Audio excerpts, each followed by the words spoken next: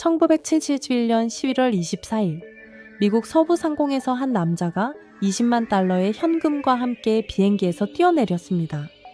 그리고 그는 흔적도 없이 사라졌죠. 이 사건은 미국 역사상 유일하게 미제로 남은 항공기 납치 사건으로 무려 50년이 넘는 시간 동안 전 세계를 미궁에 빠뜨린 전설적인 범죄입니다. 오늘은 D.B. 쿠퍼라는 이름으로 알려진 이 대담한 납치범의 미스터리를 파헤쳐 보겠습니다. 사건은 1901년 추수감사절 전날 오리건주 포틀랜드에서 워싱턴주 시애틀로 향하는 노스웨스트 오리엔트 항공 305편에서 시작되었습니다. 댄 쿠퍼라는 이름으로 탑승한 한 남자가 비행기 이륙 직후 승무원에게 쪽지를 건네며 자신이 폭탄을 가지고 있다고 주장했죠. 그는 매우 침착하고 예의 바른 태도를 유지했지만 그의 요구는 단호했습니다. 그는 선글라스를 끼고 있었고 짙은 양복에 검은 넥타이를 메고 있었습니다. 승무원에게 건넨 쪽지에는 내 서류 가방에 폭탄이 있다. 필요하다면 사용할 것이다. 20만 달러의 현금과 4개의 낙하산을 요구한다는 내용이 적혀 있었죠. 승무원이 그의 가방을 살짝 열어보자 붉은색 막대기와 전선들이 보였다고 증언했습니다. 그는 진짜 폭탄을 가지고 있었던 것입니다.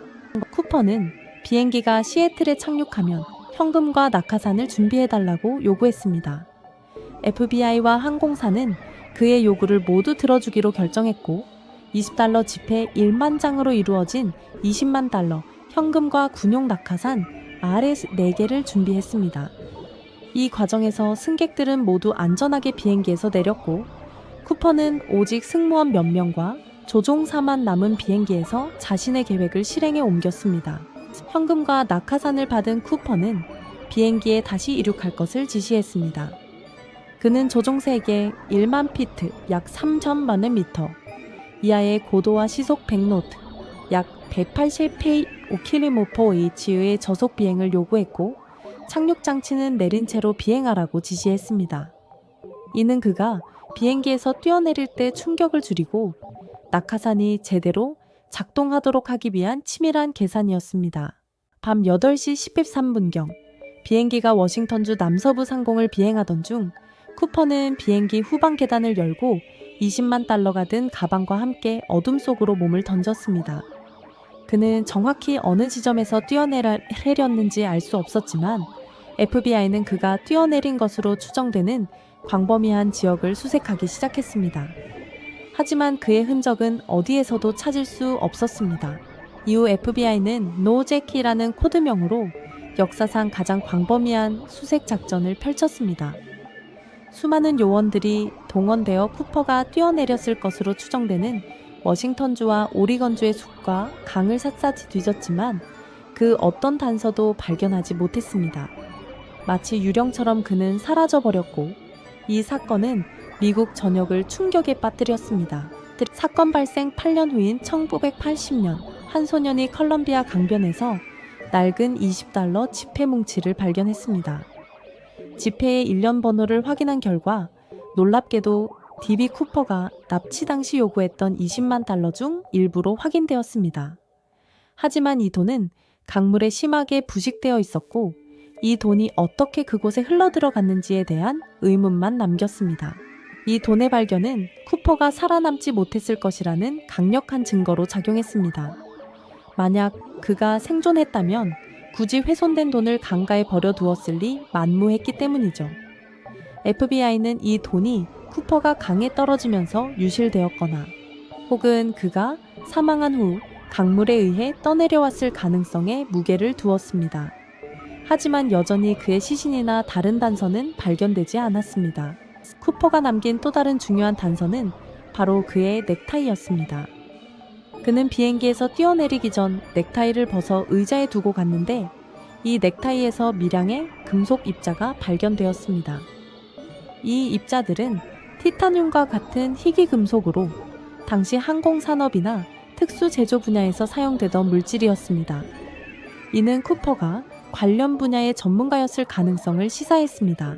FBI는 이 넥타이의 DNA를 분석하여 용의자를 특정하려 했지만 50년이 넘는 시간 동안 수많은 용의자들이 거론되었음에도 불구하고 결정적인 증거는 나오지 않았습니다. 전직군인, 스카이다이빙 전문가, 심지어는 비행기 엔지니어 등 다양한 배경의 인물들이 용의선상에 올랐지만 그 누구도 DB 쿠퍼라는 사실이 명확히 밝혀지지 않았습니다. 쿠퍼가 뛰어내린 당시의 기상 조건은 매우 혹독했습니다. 밤이었고 비가 내렸으며 기온은 영하에 가까웠습니다.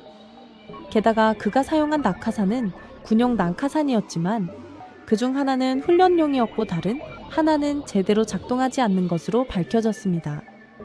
이러한 조건에서 살아남는 것은 거의 불가능에 가까웠을 것이라는 것이 전문가들의 공통된 의견입니다. 결국 FBI는 2016년 년 DB 쿠퍼 사건에 대한 적극적인 수사를 공식적으로 중단했습니다. 50년이 넘는 시간 동안 수많은 자원과 인력이 투입되었지만 범인의 정체는 물론 그의 생사조차 확인하지 못한 채 미제로 남게 된 것이죠. 이 사건은 완벽한 범죄는 없다는 통념을 깨고 인간의 대담함과 자연의 광활함이 어떻게 법의 한계를 시험하는지를 보여주는 사례로 남았습니다. DB 쿠퍼 사건은 단순한 항공기 납치를 넘어 한 개인이 어떻게 거대한 국가 수사력을 따돌리고 전설이 될 수 있었는지를 보여주는 상징적인 이야기입니다. 이 사건은 우리에게 완벽한 범죄가 존재할 수 있다는 섬뜩한 가능성을 제시하는 동시에 미지의 영역에 대한 인간의 끊임없는 호기심을 자극합니다. 결국 이 이야기가 말해주는 것은 아무리 많은 기술과 인력이 동원되어도 때로는 자연과 인간의 의지가 모든 것을 압도할 수 있다는 사실일지도 모릅니다. DB 쿠퍼는 사라졌지만 그의 이야기는 여전히 많은 사람들의 상상력을 자극하며 미스터리로 남아있습니다. 어쩌면 그는 살아남아 어딘가에서 평범한 삶을 살고 있을지도 혹은 혹독한 자연 속에서 흔적도 없이 사라졌을지도 모릅니다. 진실은 영원히 미궁 속에 갇혀 있겠지만 그의 이야기는 앞으로도 오랫동안 회자될 것입니다. 오늘 영상이 흥미로우셨다면 좋아요와 구독 부탁드립니다.